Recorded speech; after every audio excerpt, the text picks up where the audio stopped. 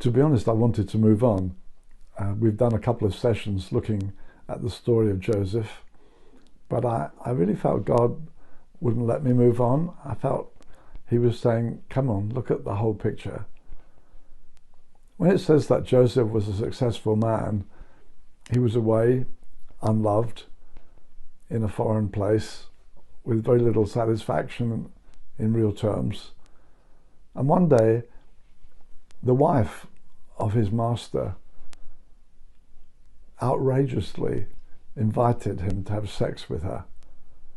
Suddenly, he's confronted by this completely different value system. Amazing, shocking, but available, accessible. And here was someone who was expressing, if you like, love. Someone loves me, somebody wants me. My brothers don't want me. I'm just a slave here. Very vulnerable position. We live in a sex-obsessed culture now, and tragically so accessible now. If not personally, on a computer, it's there. It's immediate. It's a kind of fantasy fulfillment. And this woman was offering him fantasy fulfillment now. Immediate escape. But you know, he did brilliantly. And one of the reasons he did brilliantly was he said some pretty clear things. He said, look, your husband has offered everything to me. I run this house now. There's nothing he's held back from me, but you're his wife.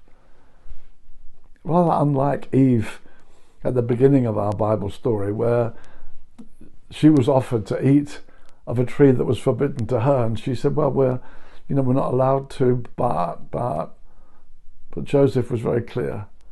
No, he's given me everything else. Obviously, I wouldn't touch you. And then it says, I won't do this great sin in God's sight. And again, that's one of the ways we get unclear today. We don't call it sin. It helped Joseph to call a spade a spade. We talk about follow your heart, be true to yourself. And all kinds of strange language gets used. Well, I was just being true to myself. And really, no, you are forgetting who you were. You're forgetting your calling. You're willing to throw everything away when you go down this path, just for some immediate gratification. So praise God, Joseph was very, very clear. No, this would be a great sin. And so she kept on asking him. Or then it says, or just be with me. Not necessarily going the whole way. And sometimes people get into all kinds of compromised situations, would claim, well, we didn't go the whole way. And you think, what are we talking about here? And they kind of cloud it over. But Joseph was clear, no, this is against God. This would be sin. That's a religious word. And for the believer, it's a religious issue. And it's throwing away your integrity. It's throwing away your heart. And this dear man was living for promises God had given him. Don't abandon the things God's promised you. In this time of shutdown, you can get things a bit disorientated. Boredom can take over. Some escapism. I feel God wouldn't let me leave this alone. So if I'm speaking to you, please hear it. Please don't go down this path. Turn to God with all your heart.